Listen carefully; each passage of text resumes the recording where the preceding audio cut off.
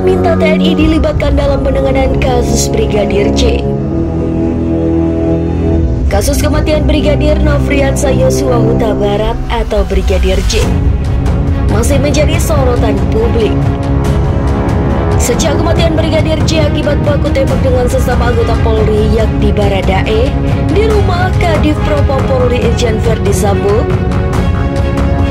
penyelidikan dan penyidikan kasus pun dilakukan. Kamarudin Simanjuntak selaku kuasa hukum keluarga Brigadir J mengatakan perlu adanya campur tangan anggota TNI dalam menangani kasus kematian Brigadir J itu.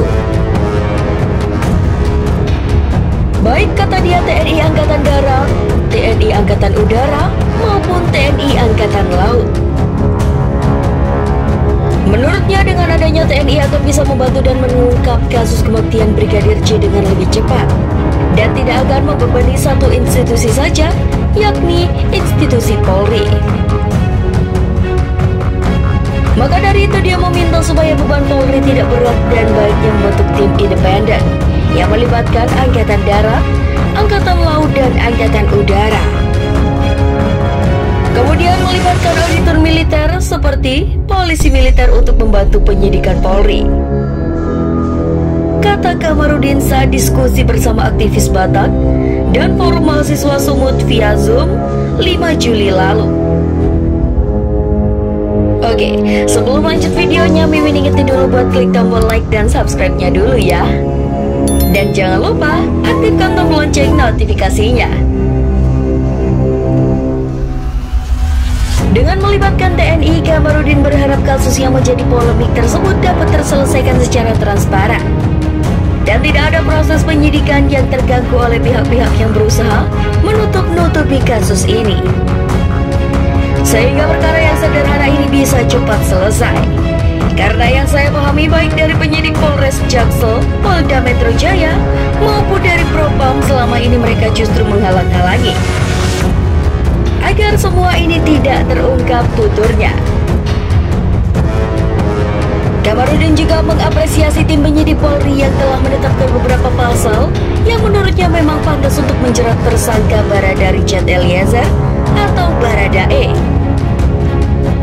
Tetapi tetap kita apresiasi penyidik karena mereka sudah menggunakan pasal 338, salah satu yang kita laporkan dari pasal 340, 338, 351, ayat 3, pasal 55 dan 56.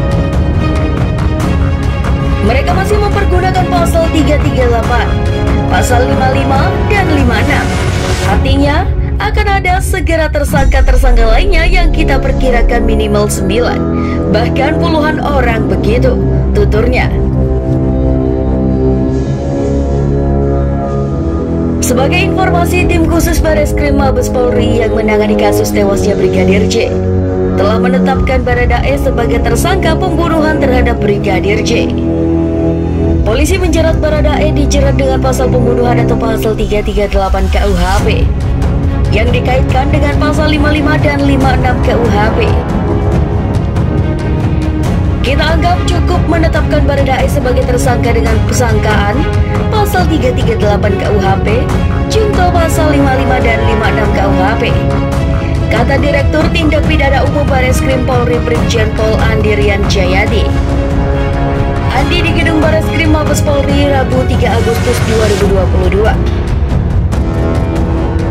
Jika dilihat pernyataan tersebut, polisi juga menyertakan pasal 55 dan 56 KUHP, yang mana pasal tersebut mengindikasikan adanya keterlibatan orang lain dalam perbuatan pidana yang dilakukan oleh Baradae. Nah, gimana sob? Semoga video ini bisa bermanfaat buat kalian semua ya. Kalau kalian suka dengan video ini, jangan lupa untuk klik tombol like. Dan kalau belum subscribe, Mimin ingetin dulu untuk subscribe-nya ya. Sampai jumpa di video selanjutnya.